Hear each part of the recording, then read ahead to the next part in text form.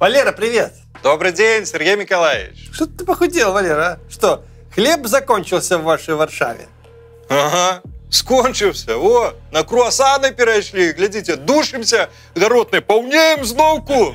Шутник, вот шутник. А я вот на рыбалку собираюсь, знаешь. В понедельник легкое выступление, готовиться не надо. Так я решил наконец-то на природу вырваться. Щуку, как говорится, за хвост ловить. Это добрая справа. Я рибацтво так само люблю, Сергій Миколаївич. До речі, добре надвор'я обіцяли. Ну то, як той казав, рибно вам, лящи де окуні, ловцу з овцу. А між тим, що там у вас за легкий виступ буде, Сергій Миколаївич? Ну ви ж завсюди, подається, рихтуєтеся, лепите там свои вот это государствообразующее значение направо и налево. Ну да, Валера, классика. Знаешь, надо выступить со вступительной речью на конференции по белорусской литературе. Я на таких конференциях был раз 100. Речь у меня лет 30 назад уже написана. Вот послушай. Белорусская литература – наивысшее сокровище трудолюбивого белорусского народа. Потом и кровью в боях с многочисленными врагами выстроена каждая буква произведений наших талантливых классиков, Купала, Колоса, Швейкина, Меллера. Белорусская литература – это важнейший кирпичик в государствообразующий фундамент нашей великой Родины. Вельми пригожа, Сергей Николаевич. С комсомольским агентчиком написано. Аж потыхнуло вот этой БССРовщиной. Я ж тогда молод был. Талант аж пёр.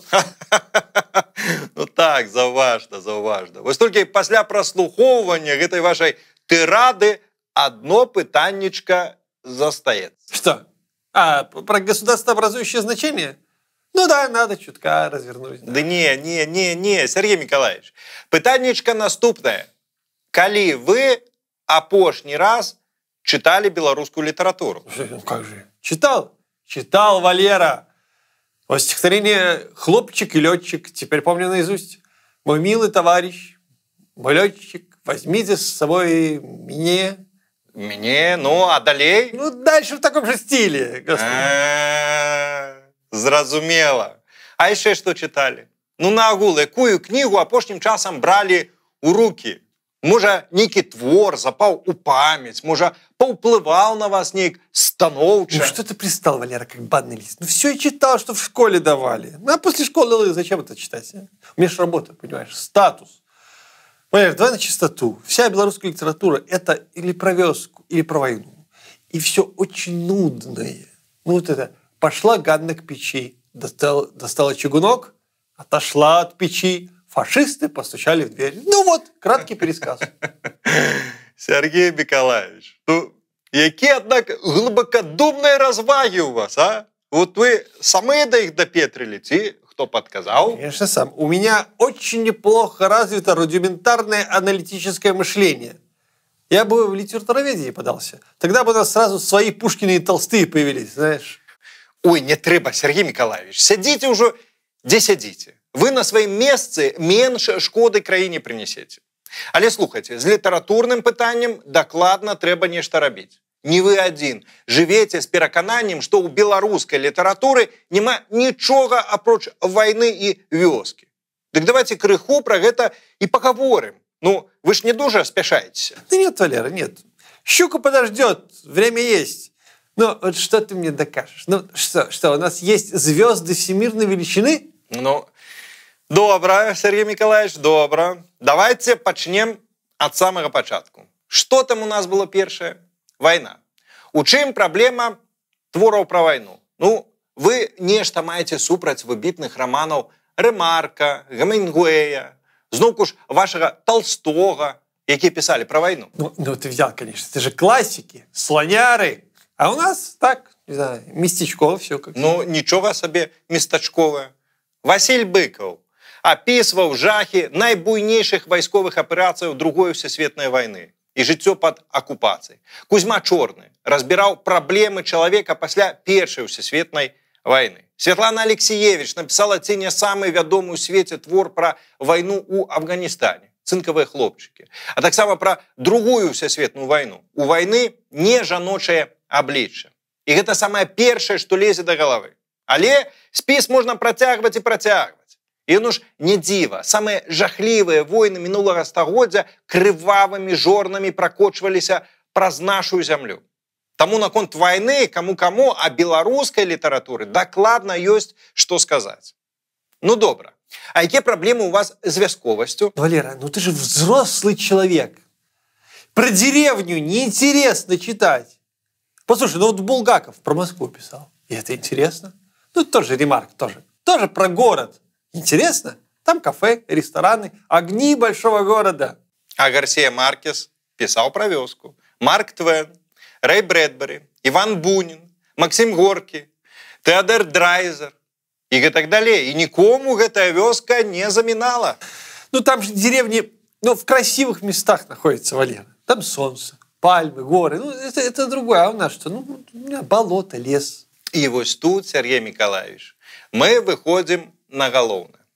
У мастацкім творы самае важнае не месца, а чалавек. Трагедыя Рамео і Джульетты адбывалася ў месце, але яно нічога б не згубіла, калі б адбывалася ў вёсцы. І беларускія творцы, карыстаючыся вясковаю асновідзю, стваралі ў 20 стагоддзі немало сваіх Рамео і Джульетаў. І заўважыў вельмі высокага ўзроўню. Тут знуку ж і Васіля Быкова можна ўзгадаць, і Івана Мележа, і Кузьму Чорнага, і Максима Гарэцкага, і Міхася Зарэцкага, і шмат каго яшчэ. Ну и что не могли они в городе все это сделать, скажи, а? Ну не могли, чтобы Ганна за Василем, не знаю, по минским универмагам бегала. Ну, але ж, гэта ж было б неправда. Ну, рэаліі беларускага 20 стагоддзя гэта сапраўды шмат войнаў і шмат вёскі. У сэнсе вельмі вялікі адсотак вясковага насельніцтва. І менавіта таму пісьменнікі і бралі за аснову тагачаснай рэаліі. Ну, бо пісалі найперш пра людзей, пра беларускі народ. І вельмі добра пісалі. Псіхалагізм і глыбіня шмат якіх твораў у беларускай літаратуры 20 стагоддзя да сёння недаацэненыя шырокай публікай. А психологизм? А? Да. А вот эти длинные разговоры и описание цвета заката солнца на 3 страницы, от которых спать хочется.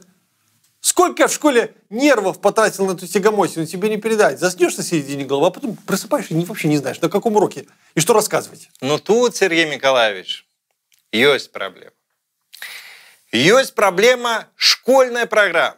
Ну чамусьці дарослыя хочуць дзецям упіхнуць самыя складаныя творы, якія ёсць вяршыня творчасці розных пісьменнікаў. І гэта выходзіць бокам.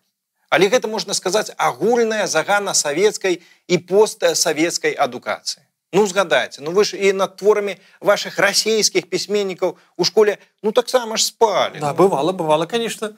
Вот на Достоевском, помню, я хорошенько вздремнул. Но там же был еще Булгаков. Вот он, допустим, взахлеб шел. Ну, тут нічого не скажу, тому що расійскай літаратуры, ну, я асабіста чытаў куды менш. А вось Караткевіч – гэта сапраўды нешта фантастычнае. Памятаю, адарвацца ад яго ў школе не мог. Ну, што тут казаць? Кожнаму сваё. Зрэшты, у нейкай ступені я з вами вымушаны пагадзіцца. У беларускай літаратуры сапраўды ёсць пэўныя праблемы жанраў. Тут няма чаго аднеквацца. Скажем, у нашай прозе няма гэткага багацця і разгалінавання формаў твораў, як у расійскай альбо польскай літаратуры. Бяда? Бяда.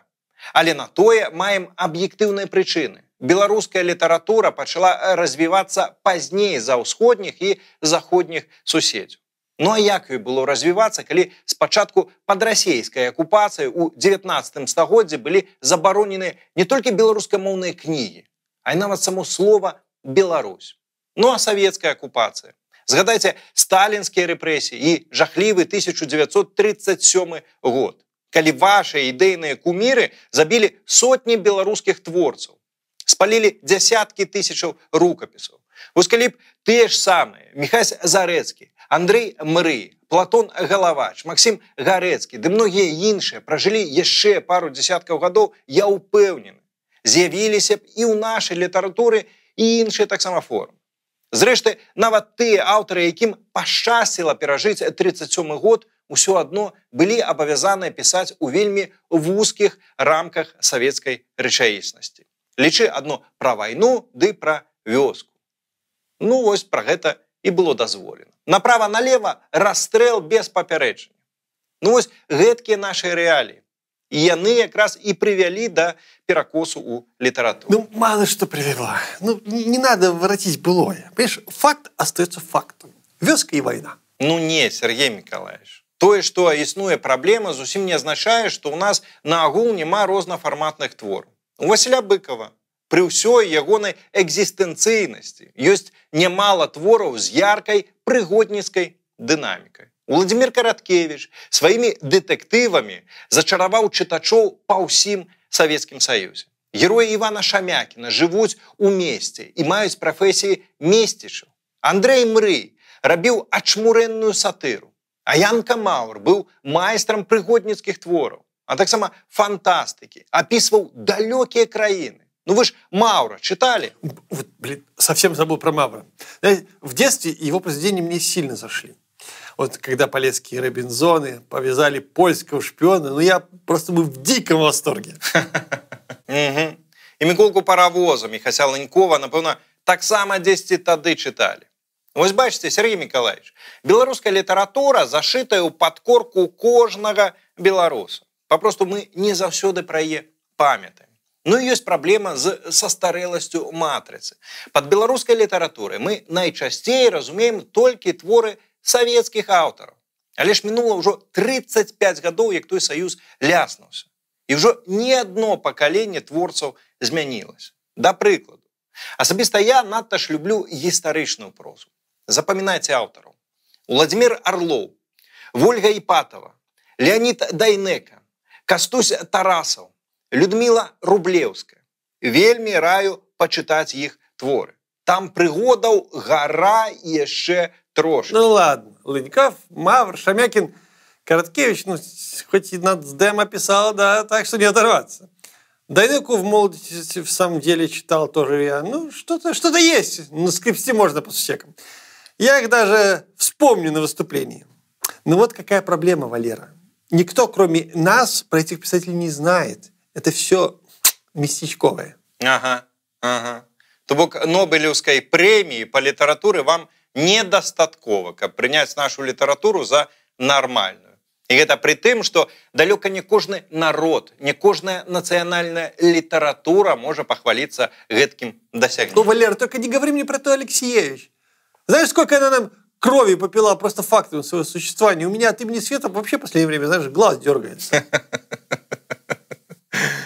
Прыемна гэта чуць, Сергей Миколаевич. Вы, галоўнае, вачэй сваіх на наше беларускае літаратурнае багацце не заплюшчвайце. У нас жа ёсць кім пахваліцца і акрамя Святланы Алексеевич. Ну, можна без яе, калі хочаце, нават за апошнія 30 гадоў. Значныя міжнародныя ўзнагароды атрымлівалі многія беларускія пісьменнікі. Владимир Някляев, Андрей Хаданович, Юрый Станкевич, Ігор Бабкоў, Альгерд Бахарэвіч. І гэта не поўны спіс. Творы сучасных папулярных беларускіх пісьменнікаў, да прыкладу Альгерда Бахарэвіча ці Сашы Філіпенкі, перакладзеныя на дзясяткі моваў. Ну і можна працягваць. Канешне, беларуская літаратура мае куды меншы размах, чым тая ж польская ці украінская. Але ад гэтага не менш значная і вялікая. Вось толькі, каб зразумець гэта, варта ўсё-такі не ваяваць з нашымі пісьменнікамі, а чытаць іхныя творы. И пачаць варта ўжо сёння. Някляев, Бахарэвич, опять Валера забросал меня своими экстремистами. Куда ни глянь, везде беглые. Ладно, настроение немножко испортилось из-за тебя, Валера. Ну что ты за человек такой, а? Ладно, давай, пока. Не отравись круассанами. Да вот же зараза. Чего я ему звоню каждый раз? Плохая привычка. Так, надо на рыбалку книжку какую-то взять. Мне вот недавно коллеги подарили полесских Робинзонов. Новое издание с картинками. Почитаю. Молодость вспомню.